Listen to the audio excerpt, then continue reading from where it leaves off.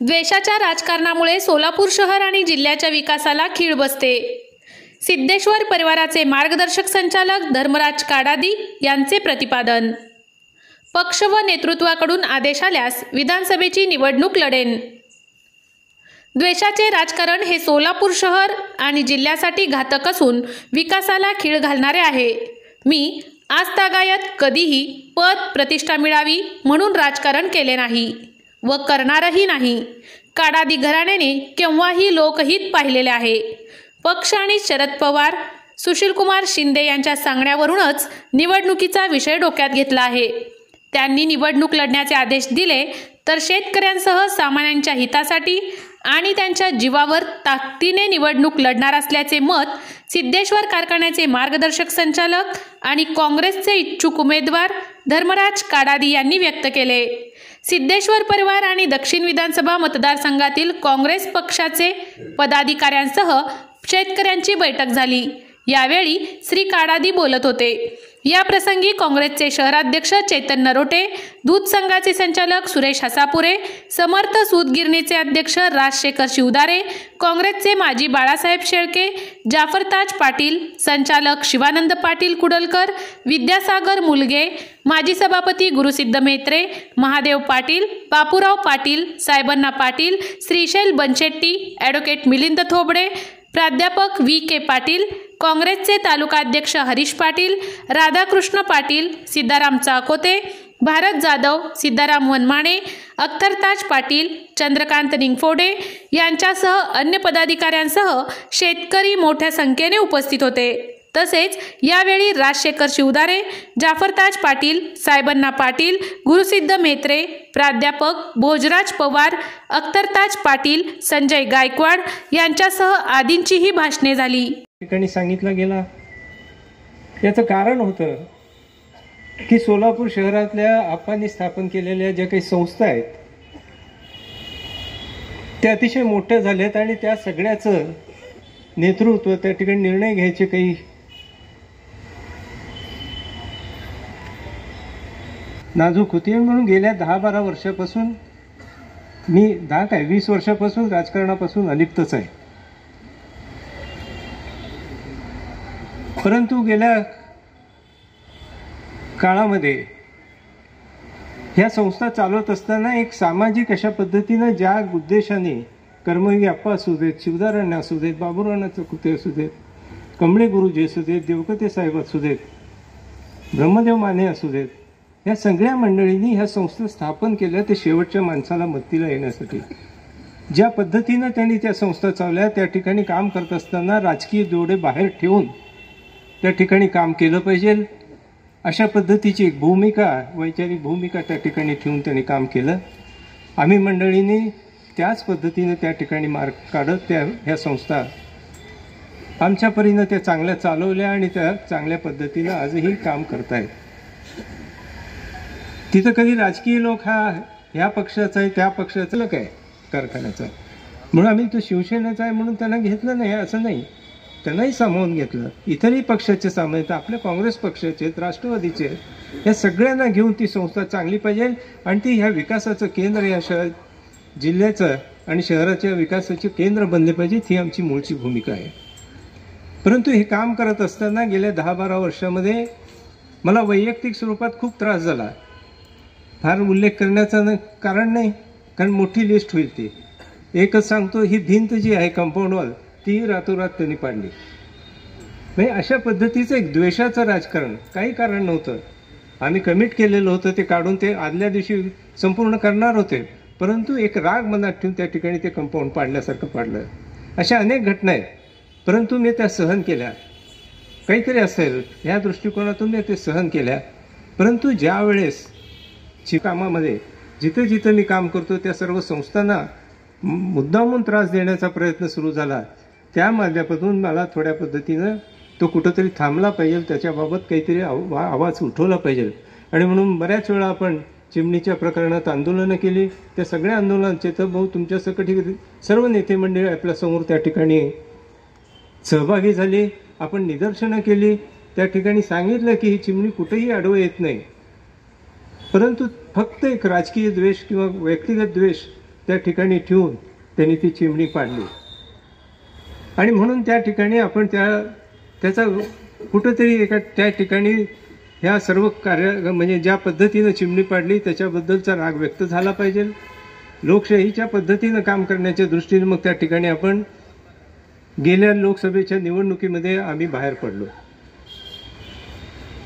आणि आपण त्या ठिकाणी सांगितलं की ही वैचारिक भूमिका जी आहे ती त्या ठिकाणी चुकीची आहे आणि ती कुठं तर थांबवली पाहिजे. आपण म्हणता आम्ही त्याच्यात भाग घेतला म्हणजे आमच्यामुळं ताई निवडून आले असं आम्ही कधीच म्हणणार नाही. हा सगळ्या लोकांचा विचार आहे आणि त्या सगळ्या लोकांना हे जे काही केलं जात होतं त्रास देण्याचा तो प्रकार कुठंतरी चुकीचा आहे आणि तो थांबला पाहिजे. अशा पद्धतीच्या भूमिकेतून आपण त्यांच्या नेतृत्वाला त्या ठिकाणी केलं आणि त्यात आपण यशस्वी झालो. हे आपल्या सगळ्यांना अतिशय अभिमान वाटावा अशा पद्धतीचं काम त्या निमित्तानं त्या ठिकाणी झालं. आज ताई त्या निमित्तानं लोकसभेमध्ये आवाज उठवत आहेत. हेही आपल्या दृष्टीनं त्यांच्या नेतृत्वाखाली या भागाचा विकास पुढच्या काळामध्ये होणार आहे हेही आपल्या दृष्टीनं खूप चांगलं आहे. परंतु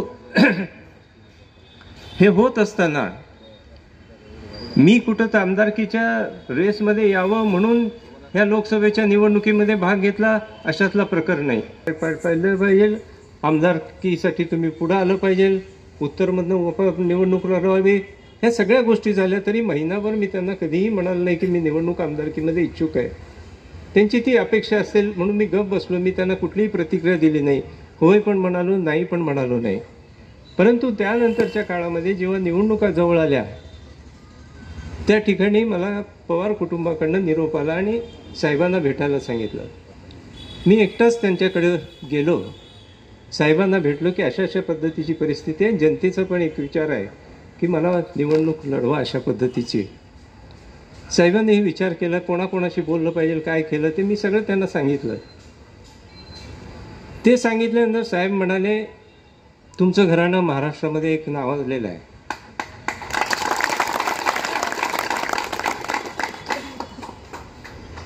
आणि तुमच्या आजोबांचं कार्य मोठं आहे. निवडणुकीला उभारल्यानंतर तुला अपयश आलेलं मला चालणार नाही. त्यासाठी मी त्याचा सगळा विचार करेन आणि मग मी तुला सांगेन. तुम्हाला मान्य आहे, मी कुठल्याही परिस्थितीत अशा पद्धतीनं पुढं जाणार नाही.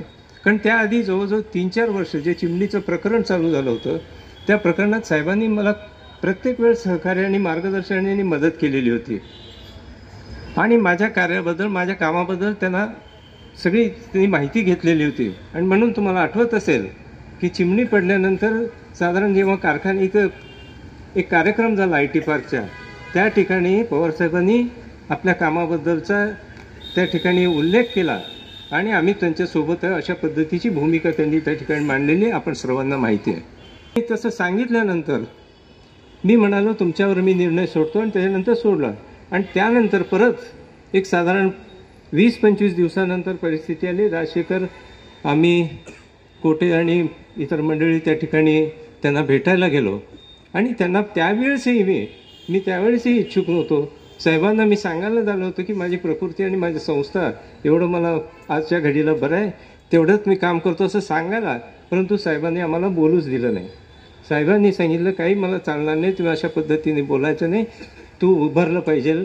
तुझ्या दृष्टीने आता राजशेखरनी सांगितलं तसं सगळा परिणाम त्याच्यामध्ये राज्याच्या दृष्टीने हे होणार आहे तर तू उभारलं पाहिजे म्हणल्यानंतर त्यांनी लगेच त्यांच्याकडे फॉर्म त्यांनी भरायला सांगितलं. त्याप्रमाणे आम्ही राष्ट्रवादीचा फॉर्म भरला. मी एवढ्यासाठीच याचा उल्लेख करतो की अनेकांना शंका आहे मी राष्ट्रवादीचा का फॉर्म भरला, मी काँग्रेसला का भरला नाही. ही गोष्टीचं थोडं खुलासा व्हावं म्हणून थोडं सविस्तर बोलतो. त्या ठिकाणी काम करताना आम्ही सगळे चलबिचल झालो.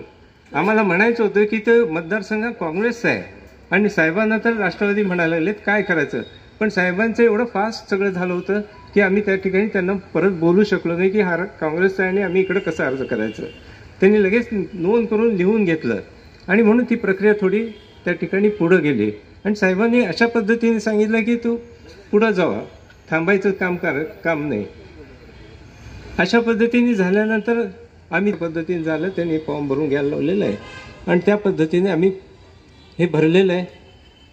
साहेबांनी पण सांगितलं की काँग्रेसचं पण भरलं चालेल पण आम्ही तसं बोललेलं नव्हतं म्हणून ते आम्ही त्या ठिकाणी भरलेलं नाही. पण माझी जी काही भूमिका आहे ती मी प्रत्येक सभेमध्ये प्रत्येक पत्रकार परिषदेमध्ये म्हणलं होतं की मी राष्ट्रवादीकडे अर्ज भरलो असली महाविकास आघाडीच्या माध्यमातून कुठल्याही पक्षाने मला उमेदवारी दिली तर त्या ठिकाणी मी निवडणूक लढवायला तयार आहे, परंतु त्याचा निर्णय स्वतः पवारसाहेब, शिंदेसाहेब यांनी घ्यावा, प्रणितीताईंनी घ्यावा, या पद्धतीची भूमिका मी प्रत्येक सभेमध्ये मांडली.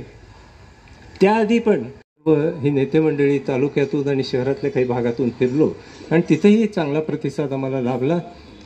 याआधी जसं पवारसाहेबांनी सांगितलं तसं शिंदेसाहेबांचंही मत होतं की मी कुठंतरी पुढं आलं पाहिजे, तुमच्यापैकी घरातलं कोणाला तरी एकाला आमदारकीच्या माध्यमातून पुढं यावं, आणि म्हणून मी त्या ठिकाणी ह्या आमदारकीच्या ह्याला पुढं गेलो.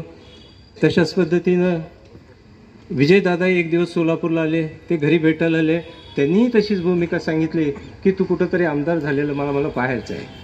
आणि ही भूमिका त्या ठिकाणी नेत्यांनी घेतल्यानंतर मी ह्या प्रक्रियेमध्ये सहभागी झालो.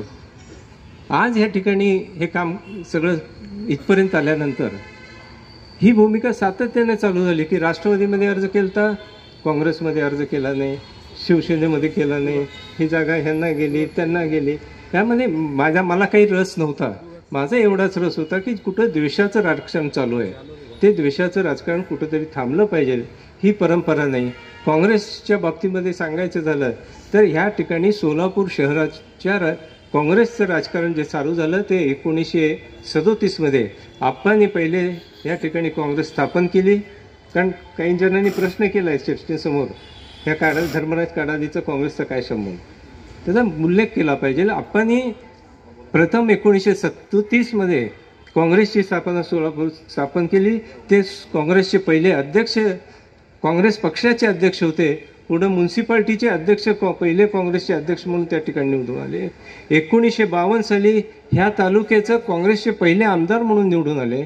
1962मध्ये ते पुढच्या काळामध्ये काँग्रेसचे पहिले खासदार म्हणून सोलापूर जिल्ह्यातनं निवडून आले. अशा पद्धतीची ही परंपरा ही काडादीच्या परिवाराकडनं काँग्रेसच्या माध्यमातून झालेली आहे.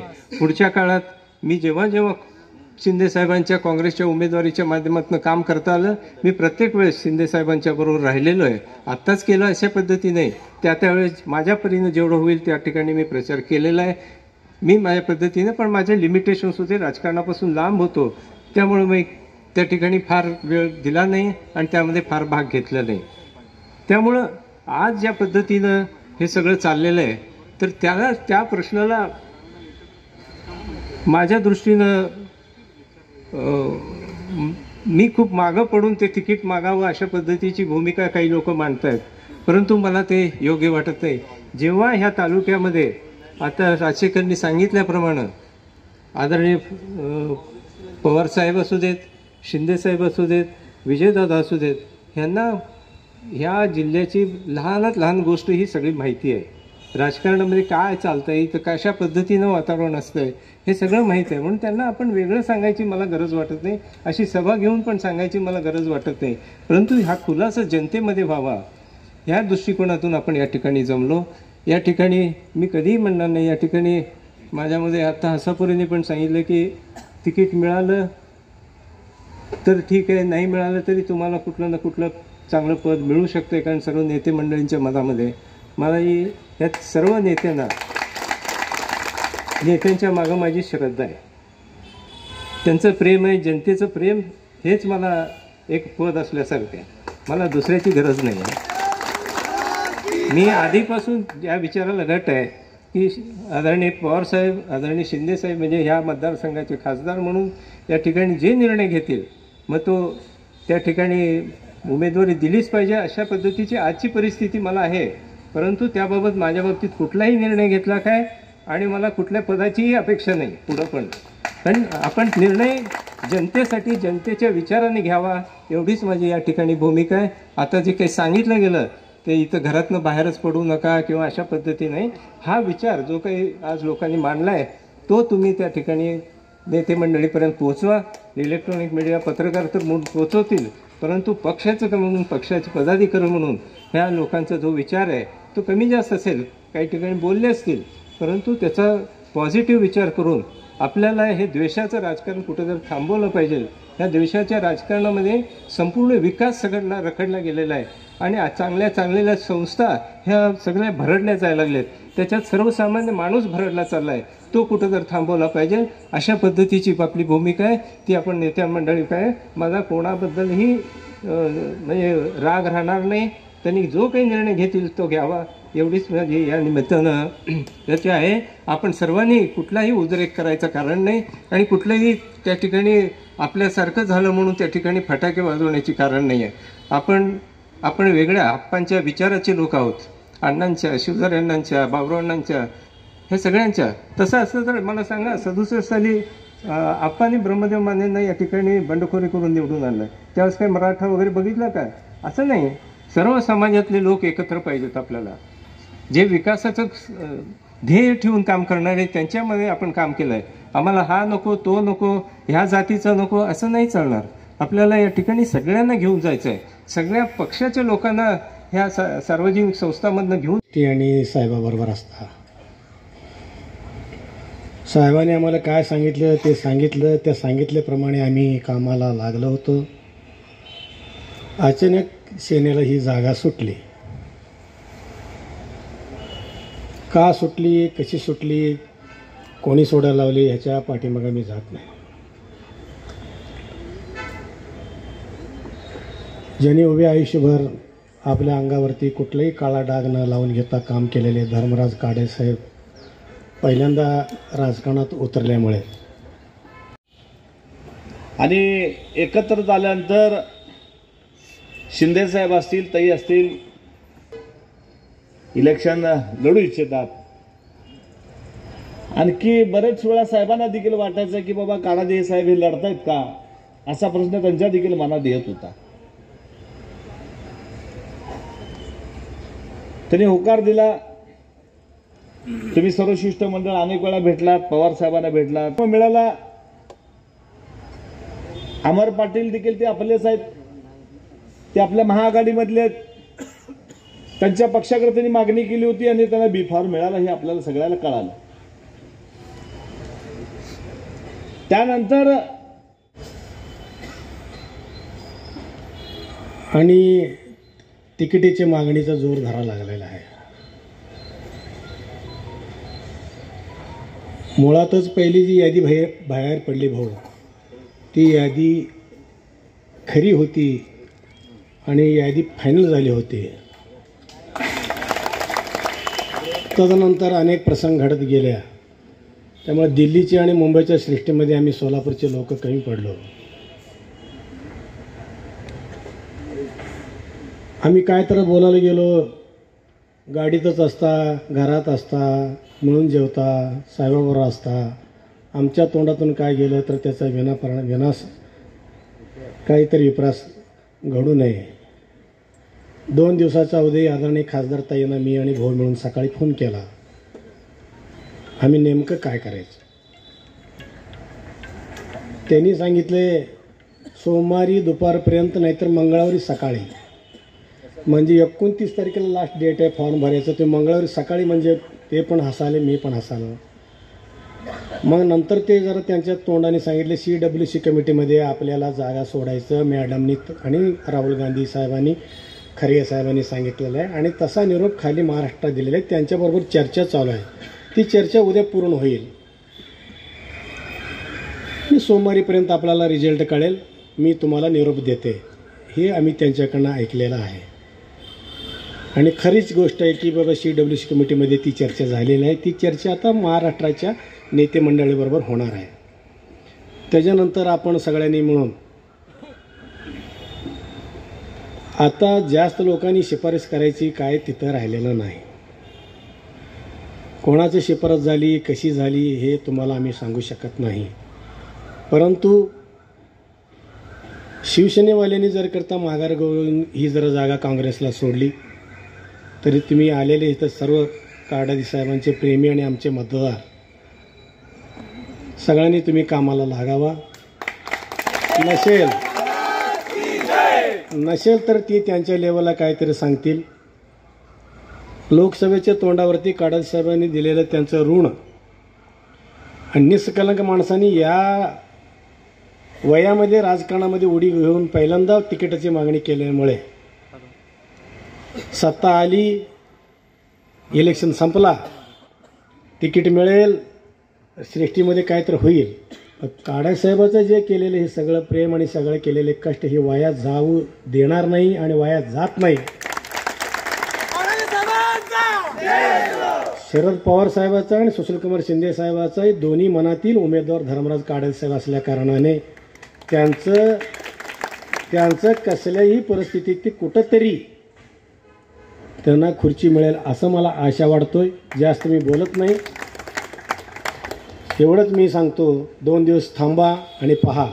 माझे 2 शब्द संपतो. जय पाटील साहेब सांगितल्याप्रमाणे शिंदे साहेबांना सांगितलं, नाना पटोले साहेबांना सांगितलं, प्रणितताईंनी सांगितलं, निर्णय अजून व्हायचा आहे. वेगवेगळ्या चर्चा येत आहेत. मतदारसंघ गेला शिवसेनेला. हा मतदारसंघ तर काँग्रेसचा परंपरेनं बालेकिल्ला, पण तरीही मागच्या 2 निवडणुकीमध्ये बीजेपीचे उमेदवार या ठिकाणी निवडून आले. आणि ही सगळी परिस्थिती अशी कशी होते? एकदम लोकभावना बदलते कशी? काँग्रेसचा माणूस एकदम भाजपच्या विचाराने का जातो? आपला बालेकिल्ला आपण म्हणतो तिथं आमचा उमेदवार का निवडून येत नाही? नाही, हे पण बुद्धिबळासारखं खेळ आहे. लोकभावना आहे, ही लोकशाही आहे. प्रत्येकाच्या मताला किंमत आहे. काडारी साहेबांच्या मताला किंमत आहे, तुमच्याही मताला किंमत आहे, माझ्याही मताला किंमत. बदललं पाहिजे.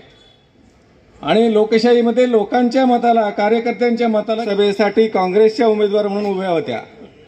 सगळ्यांनी काम केलं म्हणून प्रणितताई निवडून आल्या. हे लक्षात घेतलं पाहिजे.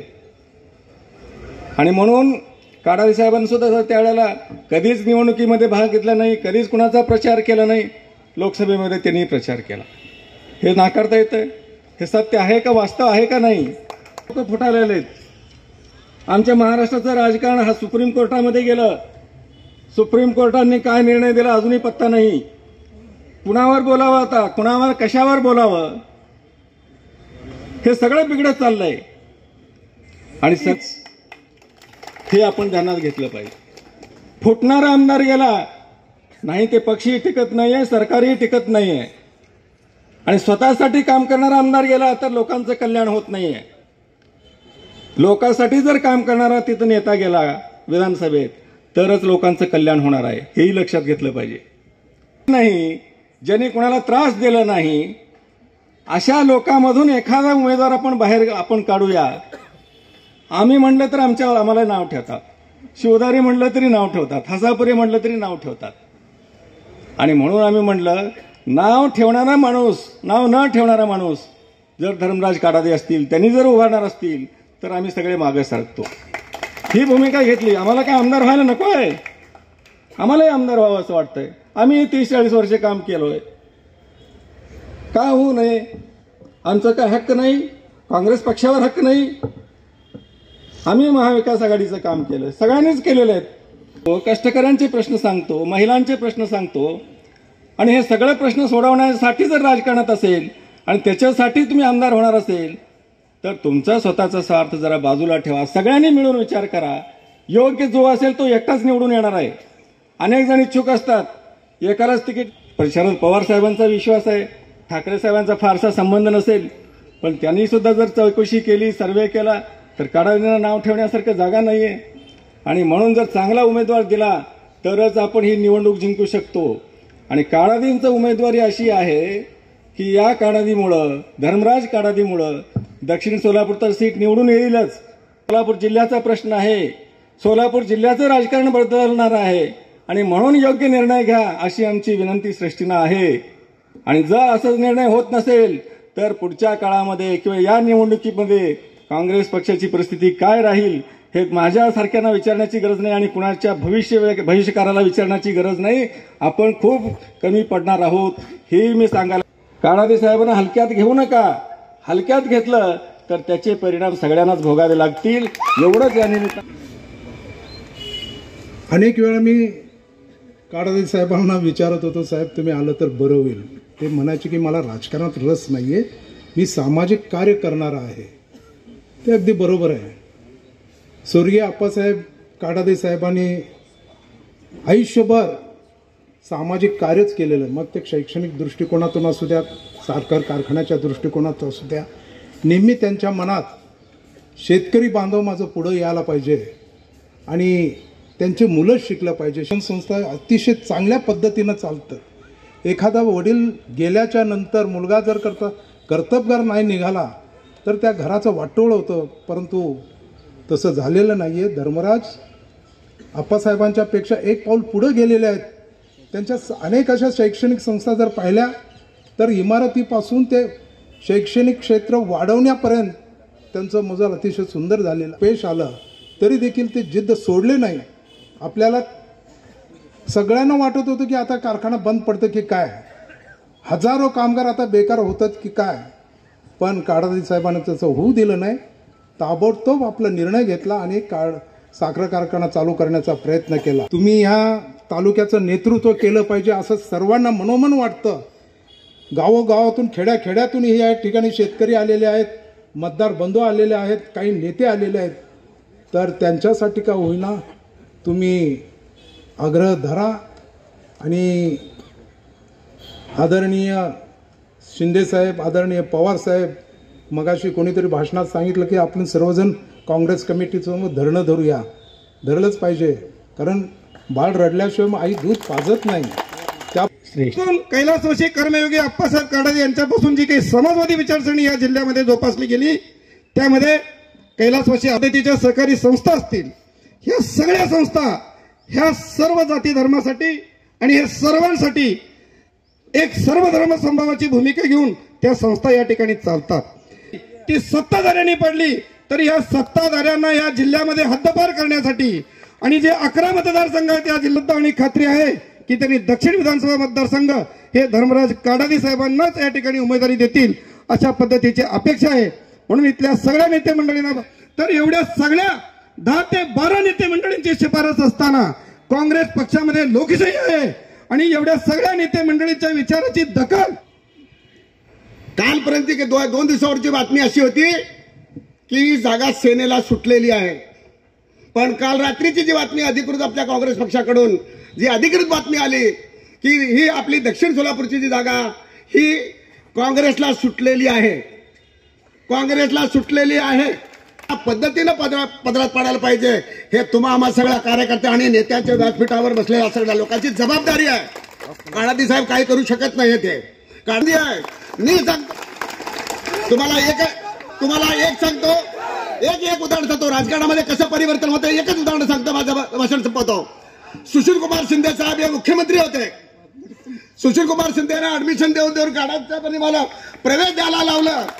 माझ्या गोरगरीब लोकांना, माझ्या भटक्या बंजारा कमी टक्के असायचं. मी साहेबांना विनंती करायची, साहेब गरीब आहे ठीक आहे, हरकत नाही, गरीब आहे ठीक आहे, अशा पद्धतीचा जिल्हा उमेदवारी अनेक पक्षांनी घेण्यासाठी त्यांना आग्रह केला, अनेक नेत्यांनी त्यांना आग्रह केला, पण कधी त्यांनी राजकारणात कधी विषय केला नव्हता की त्यांची इच्छा नसायची. पण ही वेळ का आली तर तुला सांगतो, उद्या तालुक्याचं नेतृत्व करावं, उमेदवारी तुम्हाला निश्चित मिळेल असं मी सिद्धेश्वर चरणी प्रार्थना करतो. मगाशी तालुक्यामध्ये मराठा समाज हा अतिशय हुशार आहे. ते कुठल्या जातीपातीचा उमेदवार बघून मतदान करणार नाही, पण एक सुसंस्कृत आणि शांत संयमी या तालुक्याला वेगळी दिशा देणार आणि माझ्यासारख्या कार्यकर्त्याला आणि सर्व नेते मंडळाला एकत्र मुळी बांधून या तालुक्याचा विकास नक्की घडवतील. या उद्देशानं आमचा मराठा समाज तालुक्याचा तुमच्या मागे खंबीरपणे उभा राहणार अशी मी ग्वाही देतो. थोडक्यातच आपलं मनोगत व्यक्त करावं. चांगला माणूस आमचे संसार शिस्तीनं चालेल, नाही ते बोटं करणारी माणसं ह्या तालुक्यामध्ये नेतृत्व करतायत. त्याचा उपद्व्याप आम्हाला जास्त झालेला आहे. आमची घरं सुरळीत ठेवावी. कुठली ग्रामपंचायत अविश्वास, कुठं माणसं आम्हाला नको आहेत. चांगली माणसं पोलीस स्टेशनच्या कॅबिनमध्ये बसत नाहीत, त्यांना बाहेर बसतात. मटकेवाले, दारूवाले, जुगारवाले अँटी चेंबरमध्ये. ही पद्धत कुठेतरी बदल व्हायला पाहिजे. ह्यासाठी एक चांगला माणूस निवडून देण्याची गरज आहे. म्हणून आपण जरा सगळ्यांनी प्रयत्न करून इथपर्यंत आला, त्याबद्दल मी सगळ्या शेतकऱ्यांचे, सगळ्या भावंडांचे मनपूर्वक आभार. मी दुसरी एक गोष्ट सांगणार आहे. जोपर्यंत काडाजी साहेबांची उमेदवारी येत नाही तोपर्यंत सगळे मिळून काँग्रेस पक्षाच्या ऑफिस समोर बसूया. बघा कोण कोण काय आहे बघा तुम्ही. बर्त भाडा होत जरा शांत. ಥಂಡಿ ಆದ ಅಂದ್ರೆ ಮೀರಿ ಮಾಲಕರ ಹಾಸಿಗೆ ವ್ಯವಸ್ಥೆ ಮಾಡ್ರಿ. ನಾವು ಕಾಂಗ್ರೆಸ್ ಪಾರ್ಟಿ ಮುಂದಿಂದು ಹೇಳಂಗಿಲ್ಲ. ಯಾರ್ಯಾರು ತಯಾರಿದ್ರಿ ಕೈ ಮಾಡಿ ಮ್ಯಾಗ್ರಿ. ಇದು ಸಭಾ ಮುಗೇನು ನಾ ಮುಂದೆ ನಡ್ಕೋತ ಬರ್ತಾ ಎಲ್ಲಾರು ಕೂಡಿ ಕಾಂಗ್ರೆಸ್ ಬಾತ್ಮಿ ಹೋಗ್ತಾ ದಿಲ್ಲಿ ತನ. ಚೇರ್ಮನ್ ಸಾಹೇಬ್ ಏನ್ ಗರ್ಗಾದ್ರಿ ಅವ್ರಿಗೆ ಉಮೇದಾರಿ ಸಿಕ್ಕಿರೇನು ಬಿಟ್ರೇನು ನಮ್ಗೆ ಬೇಕಾಗದ. ನಮ್ಗೆ ಹೊಟ್ಟೆ ಕಡ್ಲಾಗತ್ತದ, ನಮ್ಗೆ ಬೆಂಕಿ ಬೆಳ್ಳಾಗತ್ತದ. ಅದ್ರ ಸಲಕ್ಕೆ ನಿಮ್ಗೆಲ್ಲರಿಗೆ ಕಳ್ಕಳಿ ವಿನಂತಿ ಮಾಡ್ತೇನೋ. ಸಭಾ ಮುಗ್ಯಾನು ಎಲ್ಲಾರು ಕಾಂಗ್ರೆಸ್ ಪಾರ್ಟಿ ಆಫೀಸ್ ಮುಂದೆ ಹೋಗಿ ಕುಂಡ್ರಾನು. ಎಷ್ಟು ತನ ನಿಕಾಲ್ ಬರಲ್ಲ ಅಷ್ಟು ತನ ಅಳಗಾಡೋದಿಲ್ಲ. ನೀವೆಲ್ಲ ಕಾಂಗ್ರೆಸ್ ಅಧ್ಯಕ್ಷ ಮಂದಿ हटापुरे साहेब लोकांच्या जनतेच्यासाठी पक्ष, लोकांच्यासाठी राजकारण, लोकांच्यासाठी विधानसभा लोकसभा आणि या लोकांचे मत आहे की या लोकांना उमेदवार पाहिजे धर्मराज काढायचं आहे. म्हणून तुम्ही आमच्या नादीला लागू नका. तुमचे राजकारण तिकडे असू द्या. एक त्या तालुक्यामध्ये एवढा मोठा नेता असून तालुक्यामध्ये ही खलबत्ता का चेष्टा आहे काय?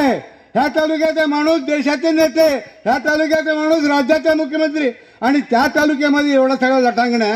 ह्यासाठी तुम्ही सगळे आई जोपर्यंत बाळ रडत नाही तोपर्यंत दूध पाजत नाही. तुम्ही रडलेलं दिसायला पाहिजे, मीडियाला दिसायला पाहिजे, दिल्लीला दिसायला पाहिजे, खरगे साहेबांना दिसायला पाहिजे, सोनिया मॅडमना दिसायला पाहिजे. महाराष्ट्रात असाही एक तालुका आहे ज्या तालुक्यामधले लोक आपली मुलं बाळ सोडून ऑफिस समोर येऊन बसलेले आहेत. जोपर्यंत निर्णय होत नाही तोपर्यंत हरत नाही. एवढ्या सगळ्यांनी मला सहकार्य करावा हीच अपेक्षा मी व्यक्त करतो. जय हिंद. आपल्याला माहित आहे, महाराष्ट्राला माहित आहे. आणि तुम्ही लोक जे आहात ना हे स्टेजवरलं लोकांना बुद्धी सांगणारे लोक आहेत. तुम्ही एवढं सगळे विद्वान आमच्या तालुक्यातले लोक आहेत. आम्हाला तिकिटाचं गरज नाही. आम्ही एक आहे ना सिद्धरामौच्या फळीमध्ये आपण बसलो. तुम्हाला मनात काळादीला निवडून आणायचं ना, तिकीट कशाला काय? मुंबईचे लोक येऊन इथं मत घालणार आहे, आम्ही घालणार आहे. त्याच आणि उद्याचा पक्ष म्हणून आपण फॉर्म भरू. त्यांचं बापही येतं आमच्या जवळ, आमचं तिकीट घ्या म्हणून सगळे लोक येतील. कशाला त्यांच्याकडे भीक मागायचं? काय तिकीटमध्ये, काँग्रेस तिकीटमध्ये 50 पार्टी झाले तिथं वर. तुम्ही टीव्ही मध्ये बघता की काय त्याच्यामध्ये रस झाले नाही. आमचा तालुका हे नेहमी कायम अपक्षच मध्येच लीड आहे. आम्ही विकास आड केला. तुम्ही 80% लोक विनंती आम्हाला निवडून गेलं नाही. आता कशाची गरज आहे? त्या वेळेला फक्त शिवधार्या देवकात साहेबाचा विरोध होतं. आता दोघं जण त्यांचे वारसदार एक आहे, आम्ही एक आहे, सगळे तालुक्यातले लोक आहे. उद्या आपण यायचं मतदाराला हो सगळ्याला आपण 10-20 माणसाला घेऊन येऊ. हे बघून त्यांचे बाप येईल इथं आमच्या समोर तिकीट घेऊन. एवढं सांगतो. आमचा तालुका म्हणजे काय झालं? हे नवरा मेलेला बायासारखं झालं. कोणी यायचं डोळे मारायचे, कोणी यायचं डोळे मारायचे. त्यांचं बापाचं इस्टेट आहे. सगळ्यांना विनंती करतो तुम्ही सगळ्यांनी मिळून कुठला आता आमचं डॉक्टर सांगितलं त्यांनी कळकळणी त्यांच्याबद्दल मी का ते हे म्हणत नाही. पण आपण सगळे एक असलं कशाला तिकीट पाहिजे? काय गरज आहे? मतं आम्हीच टाकणार ना. म्हणून सगळ्यांना विनंती करतो सगळे मिळून आपण आलात. अजून एसटीचं टाका मंदी ಎಲ್ಲಾರು ಕೂಡ 86 ಅದ. ಶರದ್ ಪವಾರ್ ಶಿಂದೆ ಸಾಹೇಬ್ರು ಎಲ್ಲರೂ ನನಕ ಸಣ್ಣವರು. ಅದಕ್ಕೆ ಲಾಸ್ಟ್ ಒಳಗೆ ನಾವು ಮೊದಲು 40-50 ವರ್ಷ ರಾಜಕಾರಣ ಮಾಡಿದೆವು. ಇದು ನಮ್ಮ ತಾಲೂಕದ ಮಂದಿ ಕಲ್ಯಾಣ ಆಗಿ, ತಾಲೂಕದ ಕಲ್ಯಾಣ ಆಗಿ, ಉದ್ಧಾರ ಆಲಿ ಅಂತ ಮಾಡಿದೆವು. ಈ ಲಾಸ್ಟ್ ಒಳಗೆ ಇದಿಟ್ಟು ಮಾಡಿ ನಮಗೆ देವರು ಒಯ್ದು ಸಾಕು. सारखं नाही. राजकीय क्षेत्रामध्ये आता अनेक कार्यकर्ते नेते मंडळींनी सांगितले आहेत, दारू पिणारे आहेत, पैसे खाणारे आहेत, नाही ते करणारे आहेत. असं जर तुम्ही म्हणला तर तुमच्याजवळ एकही माणूस बसणार नाही. ही सत्य परिस्थिती आहे. ही का होत आहे? बसवण्णाप्पाचे श्लोक ऐकायला चांगले आहेत, त्याप्रमाणे वागायला नको आहेत. समोरच्यांनी वागायला पाहिजे, परंतु मला ते तुम्ही लागू करू नका, असा आजचा धर्म आहे. ते कमळे गुरुजी असू दे, शिवदारे यांच्या हातामध्ये मी काम केलो नाही, परंतु शिवदारे अण्णांनी मला आघाडी जी मी दक्षिण तालुक्यामध्ये केली होती त्याच्यामध्ये त्यांनी मला सहकार्य केलं होतं. त्या सहकार्याच्या माध्यमातून आपल्या आघाडीला यश मिळालं होतं. मी पडलो तरी देखील मला आनंद होतं की बाबा हे आघाडीतील उमेदवार निवडून आले, परंतु माझ्या विचाराप्रमाणे ते राहिले नाही म्हणून मी त्यांना सुद्धा सोडून गेलो. ते शिंदे साहेबासमोर की शिंदे साहेब धर्मराजना सुद्धा इथं उभा राहायचं आहे, तर त्यांनी म्हणले खरोखर राहणार आहेत का ते उभे?